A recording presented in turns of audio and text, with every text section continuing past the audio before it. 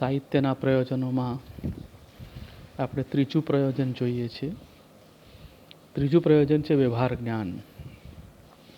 આ પ્રયોજન ભાવક પક્ષે છે. સાહિત્ય જગતના અનુભવ દ્વારા સહૃદયોને વ્યવહાર જ્ઞાનનો વ્યાપક અને ગહન પરિચય થાય છે.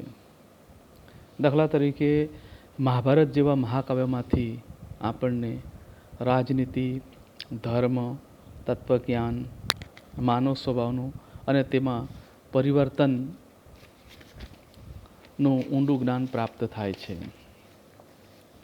મહાભારત પરથી આપણે એક વિશેષ જ્ઞાન એ પ્રાપ્ત થાય કે હંમેશા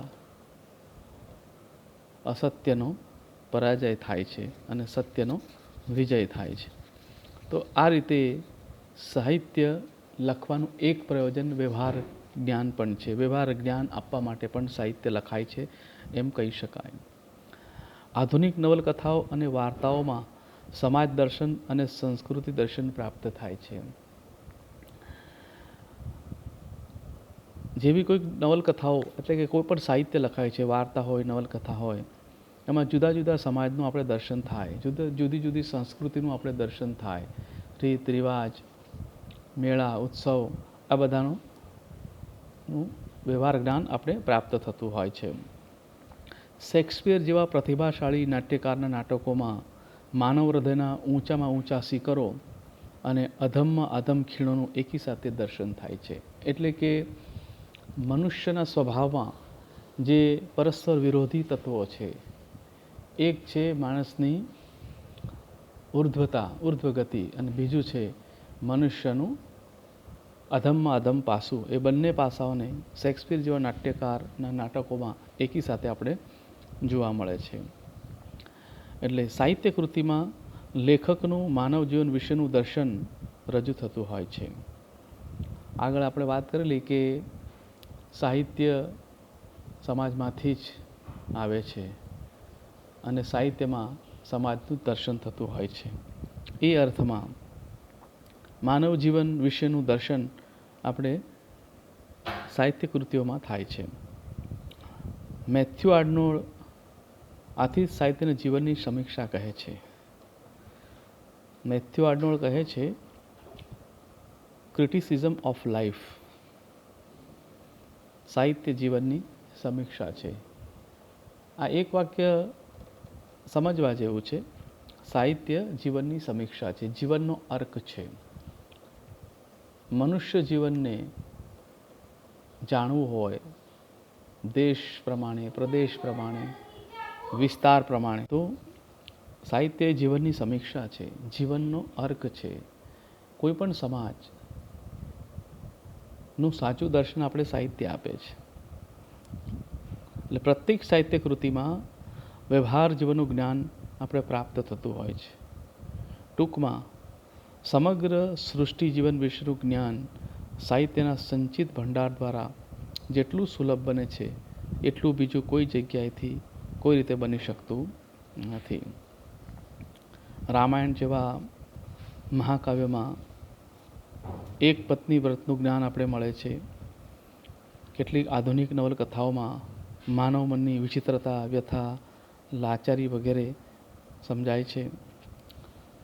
આપણી કેટલીક પ્રાદેશિક નવલકથાઓને આધારે જુદા જુદા પ્રદેશના જનજીવનની જાણકારી આપણે મળે છે. તો આ રીતે સાહિત્ય લખવાનું એક પ્રયોજન વ્યવહાર જ્ઞાન પણ ગણી શકાય. હવે સાહિત્ય લખવા પાછળનું ચોથું પ્રયોજન છે અમંગળનું નિવારણ અથવા તો અશિવનો નાશ. પ્રાચીન યુગમાં કવિઓ દેવોની સ્તુતિ કરી પોતાનું વ્યક્તિગત અમંગળ નિવારી શકતા એમ મમ્મટ સ્વીકારે છે. કેટલીક દંતકથાઓ દ્વારા જાણી શકાય છે કે કવિ મયુરે બાણની પત્ની આપેલા શ્રાપથી થયેલા કોઢનું નિવારણ આદિત્ય શતક નામના કાવ્યમાં સૂર્યની સ્તુતિ કરી કર્યું હતું. તેવી જ રીતે કવિ જયદેવે ગીત ગોવિંદ ગાઈને પોતાની પત્ની પદ્માવતીને સજીવન કર્યાના દાખલાઓ મળે છે. કવિ પુષ્પદંતે શિવ મહિમ્ન સ્ત્રોત ગાયને શિવના અપરાધમાંથી મુક્તિ મેળવી હતી. જગન્નાથે પોતાની પ્રેમિકાના પાતક મિટાવી તેને પવિત્ર બનાવવા ગંગા લહરી રચ્યાના દ્રષ્ટાંતો પણ આપણે મળે છે. આપણી બહુ એક જૂની કથા છે. ગંગાનું સ્વર્ગથી ધરતી પર અવતરણ, અને એટલા માટે જ ગંગાને ભાગીરથી ગંગા તરીકે પણ ઓળખવામાં આવે છે. એની પાછળ ભગીરથના પૂર્વજોની કથા સંકળાયેલી છે. ભગીરથના પૂર્વજોને શ્રાપ મુક્ત કરવા માટે, એમને મુક્તિ અપાવવા માટે ભગીરથ નામના રાજાએ કઠોર તપસ્યા કરી ગંગાને સ્વર્ગમાંથી ધરતી પર ઉતારેલી, અને એમના પૂર્વજોનો અસ્થિ વિસર્જન ગંગામાં એ કરે છે. તો આ રીતે પણ એના પૂર્વજોને એ પાપ મુક્ત કરે છે, એટલે કે એમના જીવનનો અમંગળનું નિવારણ એણે કરેલું. આ બધા ચમત્કારિક પ્રસંગોનો સ્વીકાર કરીએ કે ન કરીએ, પરંતુ સાહિત્ય દ્વારા સમાજના અમંગળનું નિવારણ થતું હોય છે તે સ્વીકારવામાં, એટલે કે સમાજના અમંગળ કે અનિષ્ટનું સાહિત્ય દ્વારા નિવારણ થવાના પ્રસંગો વિશ્વના ઇતિહાસમાં મળે છે. ફ્રાન્સની ક્રાંતિને વેગ આપવા માટે ત્યાંના સાહિત્યનો બહુ મોટો ફાળો હતો. વોલ્ટર રૂસોના સાહિત્યમાંથી પ્રજામાં પછાતપણું, સંકુચિતતા દૂર થાય છે. ભારતમાં પણ ગાંધીજીની પ્રેરણાથી રચાયેલા ક્રાંતિકારી સાહિત્યે ભારતની પ્રજાને જાગૃત કરવામાં મોટો ફાળો આપ્યો છે.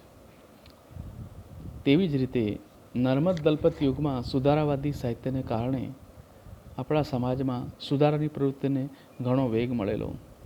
આજે પણ સામાજિક જાગૃતિ લાવવા, સમાજને પીડી રહેલા અનિષ્ટો સામે લડવા સાહિત્યમાંથી જ બળ મળતું હોય છે. કેટલીક જાણીતી નવલકથાઓના ઉદાહરણ આપણે લઈ શકીએ કે જેના કારણે લોકોના માનસમાંથી દુરિતતાને, પછાતપણાને દૂર કરવાનું કામ થયું છે.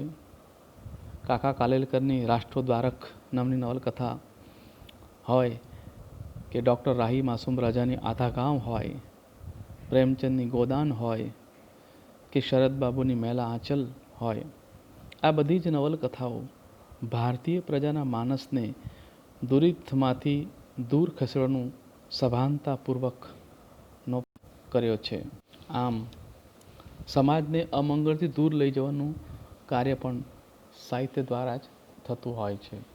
એ અર્થમાં સાહિત્ય લખવાનું એક પ્રયોજન અમંગળનું નિવારણ ગણી શકાય.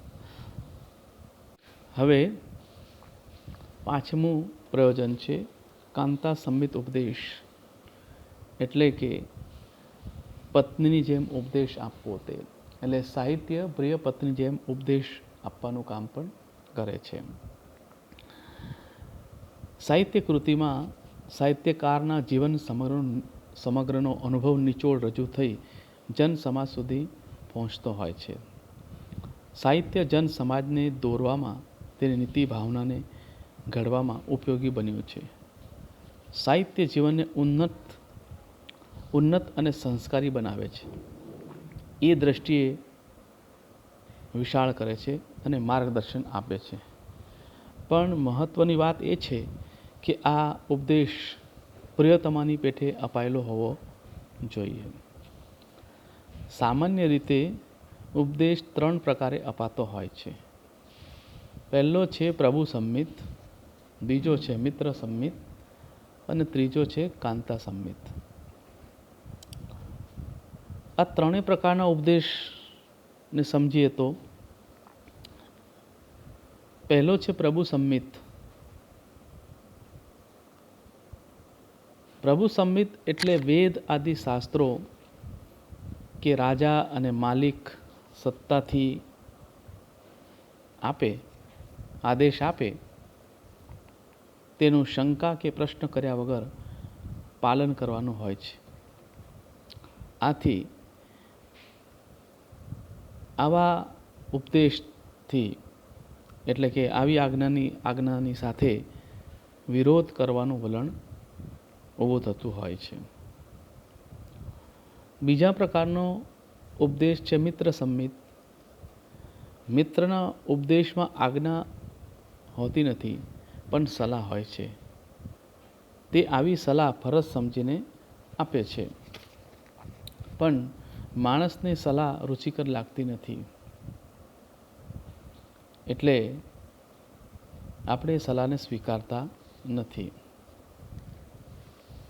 આપણે ગુજરાતીમાં એક કહેવત છે કે સલાહ આપવી સૌને ગમે, લેવી કોઈને ગમે નહીં. એટલે મિત્ર સલાહ આપતો હોય તો સામાન્ય રીતે આપણે એને સ્વીકારતા નથી.